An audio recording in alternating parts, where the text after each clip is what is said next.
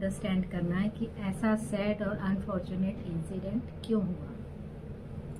अगर हम उस बच्चे की साइकोलॉजी देखें तो बच्चे generally out of ignorance, lack of awareness में ये काम करते हैं। उनको इसकी लीगल इम्प्लीकेशंस नहीं पता होती कि इस तरह से उनके ऊपर साइबर सेल के द्वारा भी एक्शन लिया जा सकता है, और ये एक्शन कई बार इतना सिवियर भी हो सकता है that it can ruin their lives.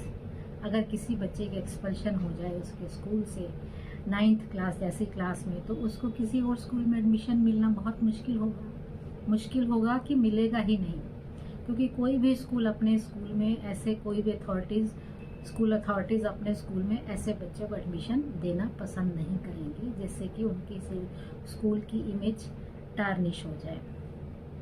तो ये बच्चों को समझना बहुत ज़रूरी है कि इस तरह की इमेच्योरिटी के एक्ट से वो ठीक है, एक टीचर की तो सोशल इमेज खराब कर रहे हैं या कर देंगे, एक छोटे से जो भी उनके आपस में डिफरेंसेस हुए उसके कारण, लेकिन वो अपनी लाइफ को भी तो दांव पर लगा रहे हैं। ये बात बच्चों को समझानी ज़रूरी है ताकि इस तरह के इंसिडेंट्स एपिसोड्स दोबारा ना हो। और ये आप कैसे समझा सकते हैं?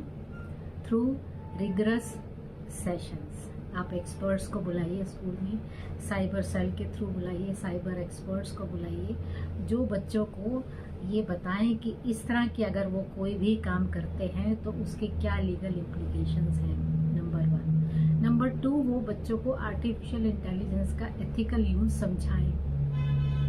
Artificial intelligence is such an effective tool in our hands these days that it can transform our lives completely, whichever way, this way or that way। जैसे हम बचपन से सुनते आए हैं ना कि science is neither a bane nor बून।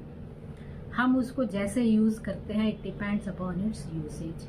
अगर हम साइंस को अच्छी तरह से नेगेटिव वे में यूज करते हैं तो it can lead to destruction, जैसे एटॉमिक न्यूक्लियर बॉम्ब्स वगैरह बन गए हैं। इसी तरह से अगर हम इसको यूज करें पॉजिटिवली तो it can serve the mankind, human kind as its loyal servant. Even atom bombs और न्यूक्लियर बॉम्ब्स के भी कंस्ट्रक्टिव यूजेस हैं।